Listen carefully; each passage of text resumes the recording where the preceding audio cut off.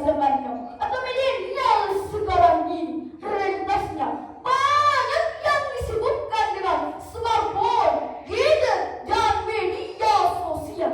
Beberapa di antaranya bahkan tidak memiliki kesibukan dan menghabiskan waktu luangnya dengan bermain dan berselancar di dunia maya, hingga timbullah istilah generasi rebahan. Dengan realita dari perubahan zaman yang semakin canggih ini, apakah yang diharapkan dari pemuda? Dan akankah pemuda zaman now akan menjadi generasi Qurani? Sebuah ungkapan Arab mengatakan bahwa pemuda hari ini adalah pemimpin masa depan. Oleh karena itu, pada zaman sekarang ini, sebagai pemuda, kita harus mampu menjadi pelopor, bukan mengikut. Pemuda sekarang harus berjiwa Qurani dan jangan sampai menjadi budak zaman. Sebagai generasi muda Muslim Indonesia, kita tidak hanya dibebani tanggung jawab dengan mengamalkan ajaran-ajaran Al-Quran, namun juga harus menjaga kehormatan dan martabat negeri ini dengan cara menolak segala bentuk korupsi. Korupsi merupakan penyakit yang merusak kehidupan bangsa dan negara. Korupsi menciptakan ketidakadilan, kemiskinan, dan ketidakstabilan ekonomi. Korupsi juga mengganggu pembangunan nasional yang efektif dan efisien. Dan sayangnya, korupsi sudah kerap terjadi di tengah-tengah masyarakat kita. Namun, sebagai generasi Qurani, kita harus mampu menegakkan keadilan dan melawan korupsi. Al-Quran juga menjadi panduan untuk melawan korupsi. Allah Subhanahu wa Ta'ala berfirman dalam surah Al-Hasyr ayat 18 yang berbunyi,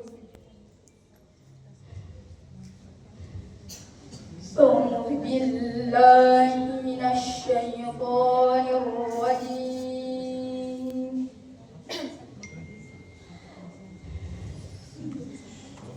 بسم الله الرحمن الرحيم